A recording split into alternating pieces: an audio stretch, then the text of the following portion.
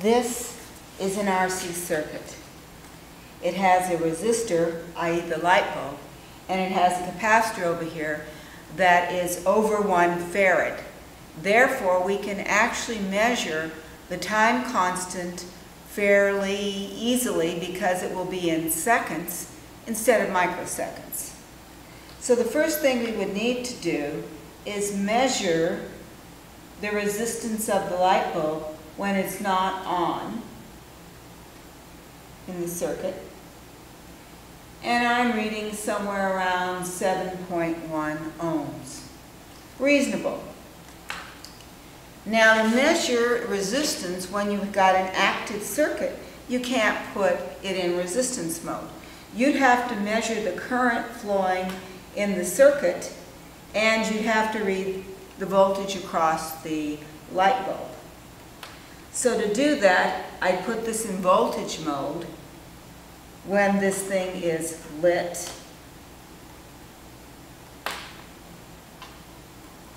And read the voltage across the light bulb. I would then go ahead and reset the multimeter to be part of the circuit and act as an ammeter, which would require me taking it out of the voltage part and putting it into the 10 amp part and reading the current there, and I get about 0.25 amps for most of these boards. Okay, so I've got the voltage, I have the ammeter. I need to disable the circuit so I can take the voltage across the battery. And I'm reading about 3 volts, which is what I expected. There are 2 reasonably reliable Duracell alkali batteries, reasonably new. And then I'd multiply that number by 0.632, which would be tau. Tau is the time constant for an RC circuit. It's the resistance in the circuit multiplied by the capacitance in the circuit. Now I'm going to set this on voltage here, and I'm going to put it across the capacitor so that it can read the voltage as it grows. So I would have a timer set up here to measure the time it takes until the light goes out, when I reach tau, and when the capacitor is fully charged. This takes several times practicing because you need multiple people to do it. Somebody to run the timer, somebody to watch the voltmeter, somebody to watch the light, because surprisingly enough, one person can't do all of it. So here we go. I'm starting the timer. Timer's running. And as you can see, the light is on right now. And the voltage is climbing.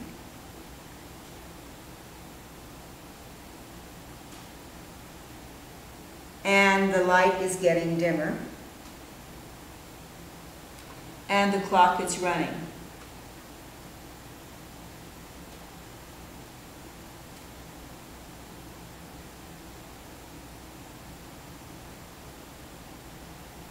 So it is just about reached tau, and surprisingly enough, for a lot of these setups, it's about the same time the light goes out. And the light is almost out, but not quite.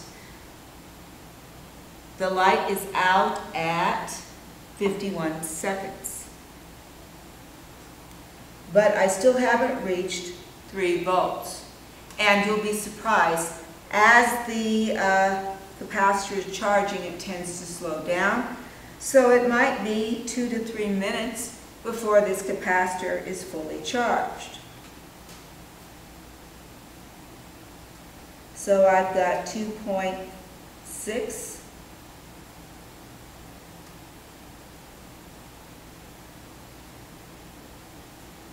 2.7,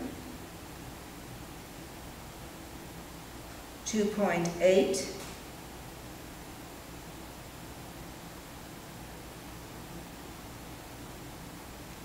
And we're 1 minute and 40 seconds, so that's 100 seconds so far, and we're still not fully charged.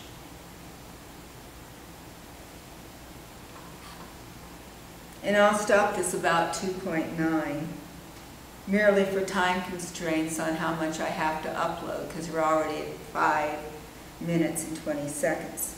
Okay. So I'm going to stop the clock. And now I'm going to set this so that it will discharge. I'm going to reset. Reset.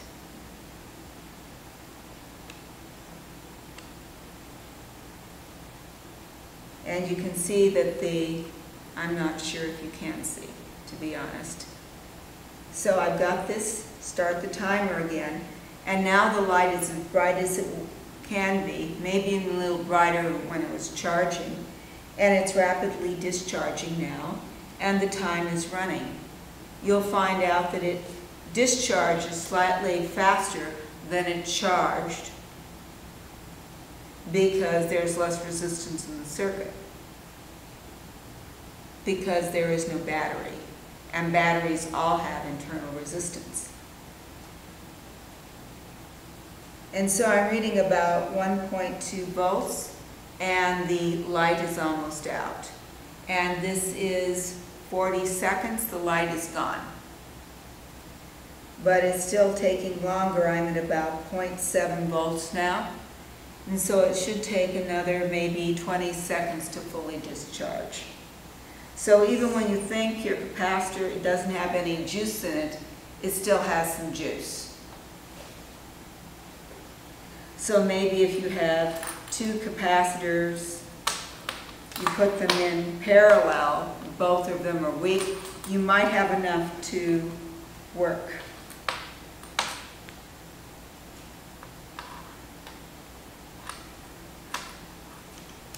Okay then.